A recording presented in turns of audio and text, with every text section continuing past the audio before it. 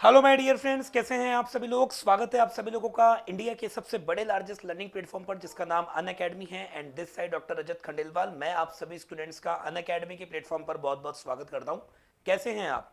Hope so guys you all are very good. आप सभी के सभी स्टूडेंट्स बहुत अच्छे होंगे। मैं भी बहुत अच्छा हूं क्योंकि हमेशा कहता आया हूं एंड हमेशा कहता रहूंगा कि आप सभी के सभी स्टूडेंट्स बहुत ही ज़्यादा अच्छे हो। इसलिए दोस्तों, जैसा कि आप सभी स्टूडेंट्स को पता ही है कि मैं आप लोगों को यहाँ पर 12th के साथ में CUET की प्रिपरेशन करा रहा हूँ। मैंने चालू करी है सीरीज अकाउंटेंसी सब्जेक्ट में। हर चैप्टर की मैंने एक सीरीज ली है जिसके अंदर मैं 3 तरह के लेक्चर्स कवर कर रहा हूँ चैप्टर वाइज।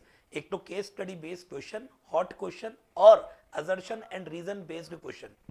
आज हम लोग इस सीरीज के अंदर चैप्टर ले रहे हैं डिसोल्यूशन ऑफ पार्टनरशिप फर्म, और इसके मैं आपको कराऊंगा assertion and reason based question.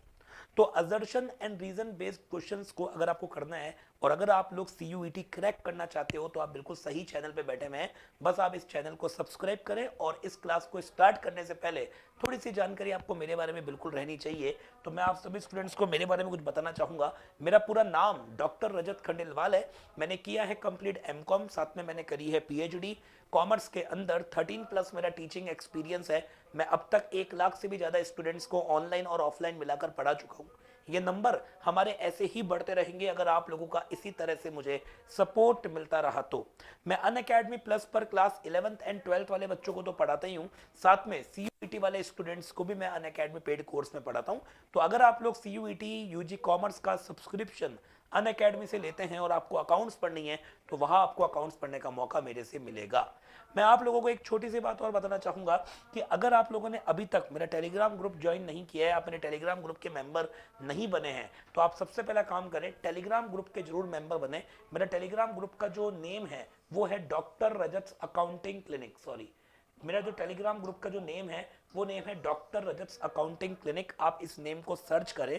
इस नेम को सर्च करके आप इस ग्रुप के मेंबर बने, हमारी कम्युनिटी का पार्ट बने। इसका रीजन बताऊं क्या है, इससे फायदा आपको बताऊं क्या होगा। जो लाइव क्लासेस मैं लेता हूं उसका लिंक मैं टेलीग्राम पर देता हूं। यूट्यूब वाली क्लासेस का लिंक टेलीग्राम पे मिलेगा। अनअकैडमी पे जो फ्री लाइव क्लासेस होती है उसका लिंक टेलीग्राम पे मिलेगा। कोई अपडेट मुझे आपको देनी है वो मैं आपको टेलीग्राम पर दूंगा। ये सारी फैसिलिटीज आपको मिलती है अगर आप मेरा टेलीग्राम ग्रुप ज्वाइन करते हैं तो। अब हम टाइम बिल्कुल भी वेस्ट नहीं करते हैं, करते हम लोग स्टार्ट। हमारा पहला क्वेश्चन आपके सामने ये रहा, assertion and reason based question. तो assertion and reason based question का पहला क्वेश्चन मैं आप लोगों को कराने जा रहा हूं। सभी लोग ध्यान से देखना क्या है इस क्वेश्चन के अंदर। पहला क्वेश्चन, डिसोल्यूशन ऑफ पार्टनरशिप, मतलब पार्टनरशिप का डिसोल्यूशन। गाइस, एक तो होता है फर्म का डिसोल्यूशन, एक होता है पार्टनरशिप का, दोनों में डिफरेंस है। Dissolution of partnership refer to a change in the existing agreement among the partners. अगर डिसोल्यूशन ऑफ पार्टनरशिप है, मतलब पार्टनरशिप का डिसोल्यूशन हो रहा है, तो एग्जिस्टिंग पार्टनर्स का, ये मान के चलिएगा जो भी एग्जिस्टिंग पार्टनर्स है ना, उनके बीच के एग्रीमेंट को ये क्या कर देता है जी, चेंज। ठीक है। Reason, in case of dissolution of partnership the firm continue its business and books of account need not to be close. मतलब फर्म बिजनेस को कंटिन्यू करती है और जो बुक्स ऑफ अकाउंट है ना उसे क्लोज करने की कोई नीड नहीं है। तो ये बिल्कुल सही है, मुझे दोनों चीजें सही लग रही है। यहाँ अपने को असर्शन भी करेक्ट लग रहा है, यहाँ अपने को रीजन भी करेक्ट लग रहा है, और यह जो रीजन है ना वो असर्शन को करेक्टली एक्सप्लेन भी कर रहा है। समझ रहे हैं आप? क्योंकि देखो, डिसोल्यूशन ऑफ पार्टनरशिप वाकई में सही मान के चलना कि एग्जिस्टिंग एग्रीमेंट को चेंज करता है। मतलब जो एग्जिस्टिंग एग्रीमेंट है, मान लो सपोज 2 पार्टनर्स हैं, 2 पार्टनर्स के बीच का एग्रीमेंट था। अब इनके पास में एक नया पार्टनर एडमिशन ले रहा है, तो पहले 2 के बीच में एग्रीमेंट था, अब 3 के बीच में होगा। तो 2 लोगों का एग्रीमेंट तो खत्म हो जाएगा और नया एग्रीमेंट 3 लोगों के लिए बन जाएगा। उसके बाद जब पार्टनरशिप का डिसोल्यूशन होता है ना, तो बिजनेस को बंद नहीं करना होता है, और साथ में बिजनेस की जो बुक्स ऑफ अकाउंट है उसे भी क्लोज नहीं करना होता है। ठीक है। तो यहाँ पे असर्शन मतलब ए भी बिल्कुल सही है, आर भी बिल्कुल सही है, और आर जो है वो करेक्टली एक्सप्लेन कर रहा है ए को। दैट्स व्हाई ऑप्शन ए हमारा करेक्ट आंसर हुआ कि assertion and reason both are correct and reason correctly explain A. मतलब रीजन जो है वो करेक्टली ए को एक्सप्लेन कर रहा है। इसी के साथ मैं आपको सिखाता हूं question number second. Question number second आप लोगों के सामने, on dissolution of partnership firm. समझ रहे हो कि कि on dissolution of a partnership firm, मतलब पार्टनरशिप फर्म के डिसोल्यूशन की बात हो रही है, पार्टनरशिप की नहीं, फर्म का डिसोल्यूशन हो रहा है, bank overdraft is first transfer to the credit of realisation account, मतलब जो बैंक ओवरड्राफ्ट होता है उसको रियलाइजेशन अकाउंट के क्रेडिट साइड में ट्रांसफर करेंगे एंड पेड ऑफ। देखते हैं reason, bank overdraft is a third party liability hence transfer to realisation account, कि बैंक ओवरड्राफ्ट एक तरीके से थर्ड पार्टी लायबिलिटी है, इसलिए अपन इसको रियलाइजेशन अकाउंट के अंदर ट्रांसफर करेंगे। तो मैं आप लोगों से पूछना चाह रहा हूं, क्या लगता है आपको बात सही है कि नहीं है? देखो बेटा, फर्म का जो डिसोल्यूशन होता है ना, उस वक्त क्या होगा, जो थर्ड पार्टी जितनी भी लायबिलिटी होती है उसे नो डाउट अपने को रियलाइजेशन में ट्रांसफर करके उसे क्लोज कर देना होता है, देन उसके बाद उसका पेमेंट करना होता है। तो यहां अगर आप देखेंगे तो फर्म का डिसोल्यूशन हो रहा है, बैंक ओवरड्राफ्ट पहले हम ट्रांसफर करेंगे रियलाइजेशन अकाउंट के अंदर, देन उसके बाद अपन उसका पेमेंट करेंगे। ये बात आपको समझ में आ गई? असर्शन बिल्कुल सही है और इसका एक्सप्लेनेशन भी सही लग रहा है कि बैंक ओवरड्राफ्ट एक तरीके से थर्ड पार्टी लायबिलिटी है, इसलिए अपन इसको कहां ट्रांसफर करेंगे? रियलाइजेशन अकाउंट में। दैट्स व्हाई ऑप्शन ए हमारा बिल्कुल करेक्ट आंसर हुआ कि both assertion and reason are correct, और जो रीजन है ना वो करेक्ट एक्सप्लेनेशन है असर्शन का, कि असर्शन और रीजन हमारे दोनों बिल्कुल सही है, और जो रीजन है ना वो असर्शन का करेक्टली एक्सप्लेनेशन है। तो ऑप्शन ए हमारा बिल्कुल सही आंसर हुआ। नेक्स्ट क्वेश्चन आपके सामने guys, question number third, loan from a partner, loan from a partner is not transfer to realisation account. Reason, loan from a partner is not an outside liability, मतलब partner से loan लेना outside liability नहीं है, it is repaid prior to repayment of capital account of partner. इसका payment किया जाएगा partner के capital account का पेमेंट करने से पहले। तो देखो असर्शन क्या बोल रहा है कि जो लोन हमने पार्टनर से लिया है हम इसको रियलाइजेशन में ट्रांसफर नहीं करेंगे। तो आप लोगों को बिल्कुल सही पता होगा ये बात कि जो लोन हम पार्टनर से लेते हैं ना इसको रियलाइजेशन में ट्रांसफर नहीं करते, क्योंकि रियलाइजेशन अकाउंट में केवल वही लायबिलिटी ट्रांसफर होगी जो थर्ड पार्टी लायबिलिटी होगी। ये लायबिलिटी तो है पर लेकिन थर्ड पार्टी नहीं है ना, ये तो हमको पार्टनर को देना है, तो अपन इसको रियलाइजेशन में ट्रांसफर नहीं करेंगे। असर्शन बिल्कुल करेक्ट है। और रीजन क्या बोल रहा है कि loan from partner is not an outsider liability, ये आउटसाइडर लायबिलिटी नहीं है, इसको अपन पे करेंगे, पर कब पे करेंगे? कब पे करेंगे? पार्टनर के कैपिटल का पेमेंट करने से पहले। तो इसीलिए यहां पर असर्शन भी करेक्ट है, रीजन भी करेक्ट है, और जो रीजन है ना वो असर्शन को प्रॉपर्ली एक्सप्लेन भी कर रहा है। तो यहां पर हम देखें तो क्वेश्चन नंबर थर्ड में आप अगर देखोगे तो ध्यान से देखना कि यहाँ पे असर्शन और रीजन हमको बिल्कुल सही दिख रहे हैं, और जो रीजन है वो करेक्टली एक्सप्लेन कर रहा है असर्शन को। ऑप्शन बी हम लोगों का बिल्कुल सही आंसर है। आप लोगों को अगर कोई डाउट रहता है तो आप मुझे कमेंट करके बता सकते हैं। जो क्वेश्चन मैं आपको पढ़ा रहा हूं इन क्वेश्चन के आंसर अगर आपको आ रहे हैं तो भी आप कमेंट करें, क्योंकि अगर आप कमेंट करेंगे तो मुझे लगेगा कि आप लोग इस क्वेश्चन को बहुत अच्छी तरीके से समझ पा रहे हो। ठीक है, चलिए तो नेक्स्ट क्वेश्चन गाइस अब आपके सामने स्क्रीन पर ये रहा कि asset are revalued and liabilities are reassessed in the case of dissolution of partnership. Dissolution of partnership guys, dissolution of partnership not firm. Dissolution of firm अलग होता है, पार्टनरशिप अलग होती है। डिसोल्यूशन ऑफ पार्टनरशिप में चेंज इन पीएसआर आ जाता है, dissolution of partnership में एडमिशन आ जाता है, डिसोल्यूशन ऑफ पार्टनरशिप में रिटायरमेंट आ जाएगा, डिसोल्यूशन ऑफ पार्टनरशिप में डेथ आ जाएगा। समझ रहे हो? तो जब पार्टनरशिप का डिसोल्यूशन होता है ना, नो डाउट असेट और लायबिलिटीज का रिवैल्यूएशन होगा। क्लियर? असर्शन सही है।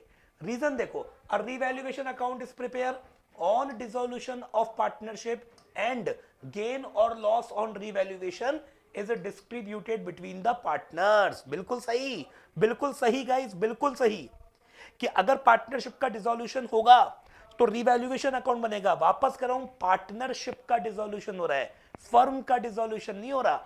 पार्टनरशिप का डिसोल्यूशन होगा, रिवैल्यूएशन अकाउंट बनेगा, और जो प्रॉफिट एंड लॉस आएगा वो पार्टनर्स में डिस्ट्रीब्यूट किया जाएगा।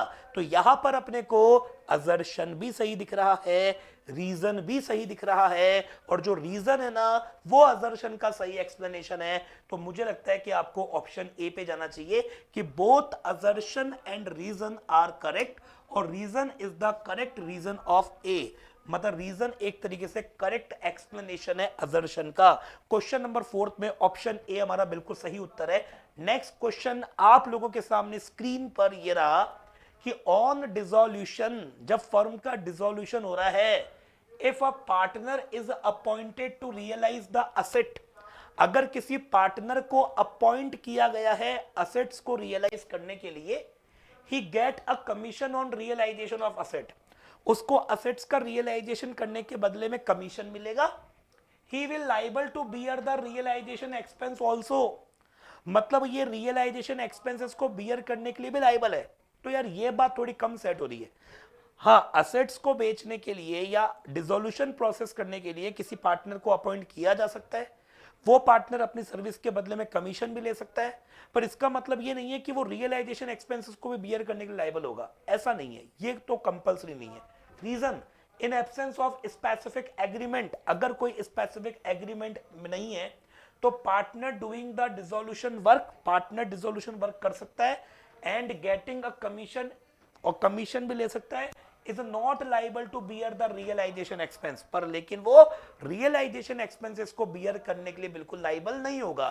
तो इस केस में मेरे को असर्शन तो लग रहा है गलत और रीजन मेरे को लग रहा है सही। तो आपको ऑप्शन में ढूंढना है कि ऐसा कोई ऑप्शन आपको दिख रहा है क्या? मेरे को दिख रहा है ऑप्शन सी। ऑप्शन सी हम लोगों का बिल्कुल करेक्ट आंसर है कि असर्शन अपना हो गया गलत और रीजन अपना बिल्कुल हो चुका है सही। तो आपको ऑप्शन सी पे लगाना है ताला। तो ऑप्शन सी पे आप लगाएंगे लॉक। क्वेश्चन नंबर 5 हमारा होता है कंप्लीट। ऑप्शन सी हम लोगों का बिल्कुल सही उत्तर है।